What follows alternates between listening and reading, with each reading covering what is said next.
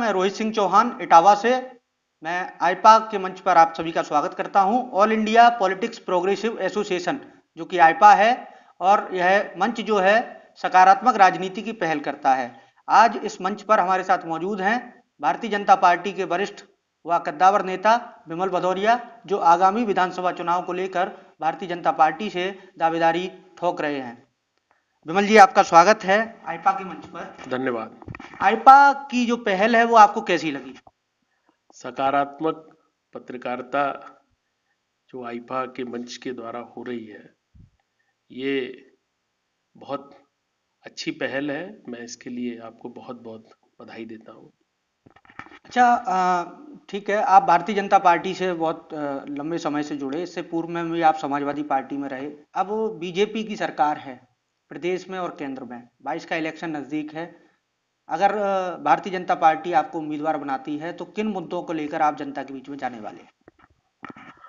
2014 और इसके बाद 2017 में जिन मुद्दों को लेके इस प्रदेश और देश की जनता ने भारतीय जनता पार्टी की सरकारें देश और प्रदेश दोनों जगह बनाई थी, परिश्रम करते हैं, उनका ना अपना कोई परिवार है, ना उन्होंने अपने लिए कई कोठियां बनाई, और ऐसे लोग जो उनके ऊपर आक्षेप लगाते हैं, तो मैं पूछना चाहता हूं आपके चैनल के माध्यम से कि 5 वर्ष में जो हमारे मुख्यमंत्री के ऊपर सदन के अंदर या सदन के बाहर विपक्षी पार्टी के किसी नेता ने क्या कोई भ्रष्टाचार का आरोप लगा पाया?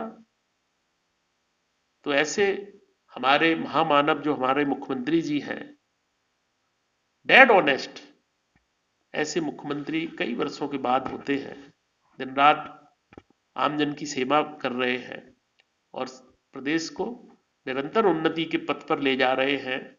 और मुझे मेरी पार्टी अगर मौका देगी तो आम जनता के आशीर्वाद से, क्योंकि 20 से 25 वर्षों से मैं लगातार जनता में रहता हूं, जमीन से जुड़ा हुआ हूं, और एक नेता नहीं बल्कि एक जनसेवक की हैसियत से मैंने अपने जीवन में कार्य किया है।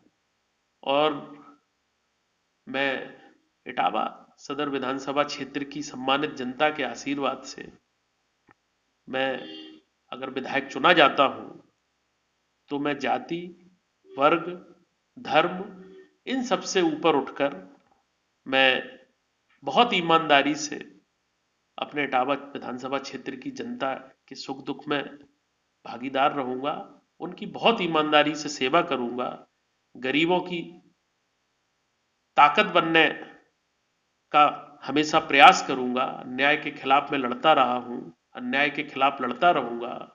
विमल भदौरिया की किसी से व्यक्तिगत लड़ाई नहीं है, लेकिन जब जब न्याय, धर्म और सत्य की बात आई है तो हमने सरकारों से भी लड़ाई लड़ी है। इस इटावा जिले की जनता, हमारे क्षेत्र की जनता हमारे इस स्वभाव को, हमारे इस शैली को जानती है कि हमने कभी सरकार की भी चिंता नहीं की, अपने व्यक्तिगत नुकसान की चिंता नहीं की।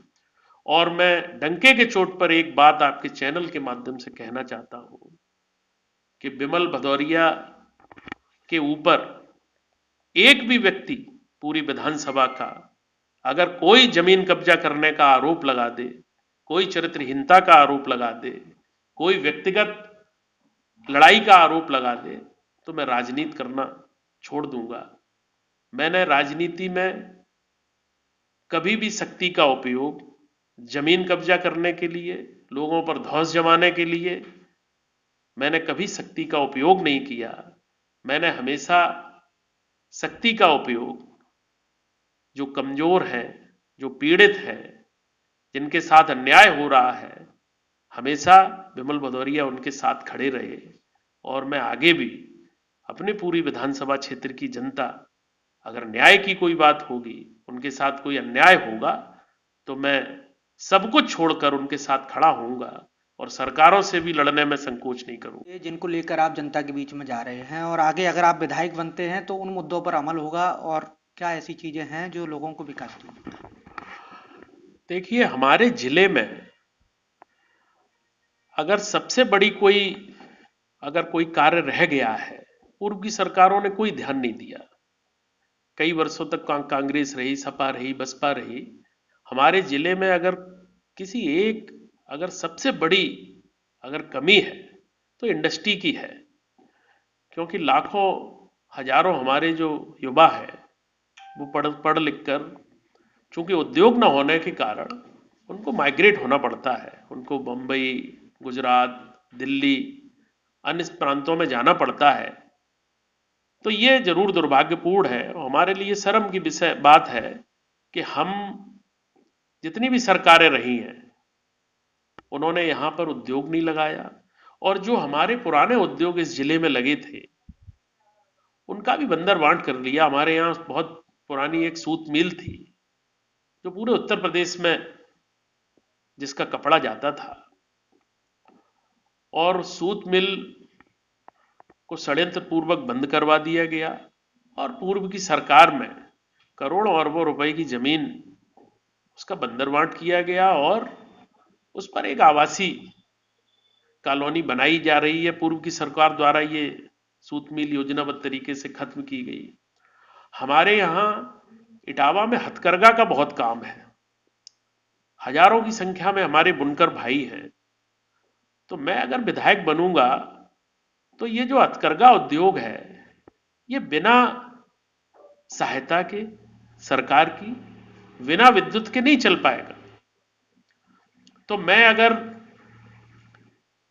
इटावा विधानसभा से विधायक बनता हूं तो ये हमारे लिए बहुत प्राथमिक मुद्दा होगा, विषय होगा कि हम इटावा की जो पहचान हथकरघा उद्योग की पूरे देश में है तो हम उसको व्यवस्थित करें और हम उनको फ्री, जो बुनकर है उनको फ्री बिजली हम मुहैया कराएंगे।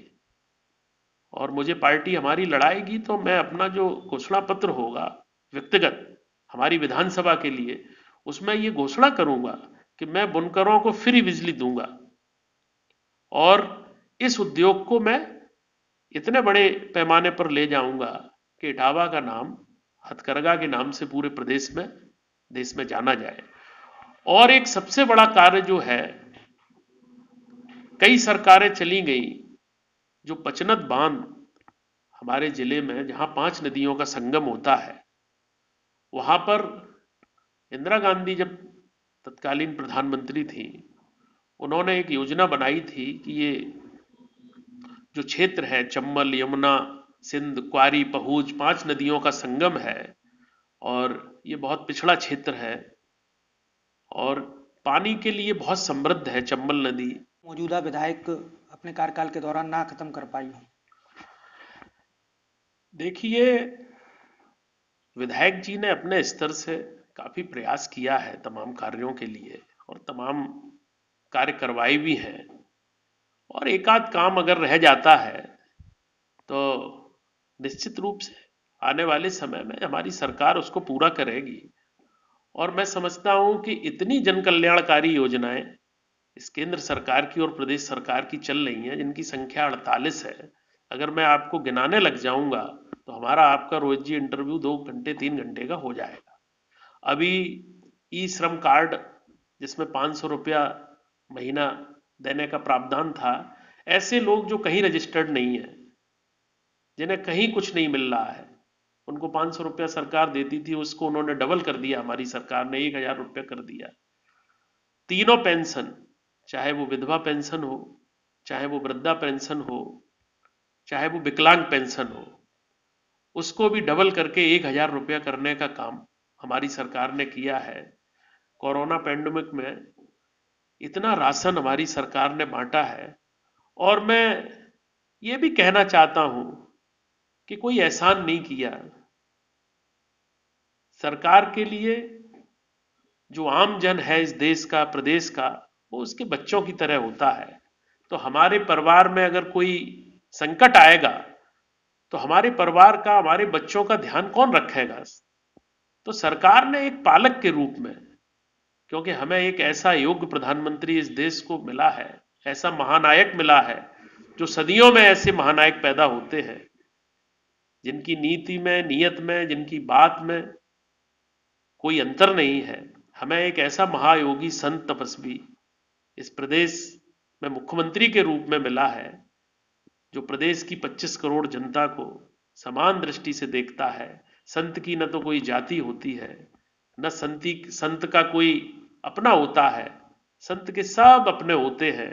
तो महाराज जी एक दृष्टि से, एक नजर से प्रदेश के 25 करोड़ लोगों की दिन रात चिंता कर रहे हैं, उस प्रदेश को निरंतर उन्नति के पथ पर ले जाने का प्रयास कर रहे हैं। और एक आध अगर समस्याएं सड़क की है, बिजली है, ये सारी चीजें 70 साल से सारी सरकारें पुल, बिजली, सड़क, इन्हीं सब काम में लगी हैं।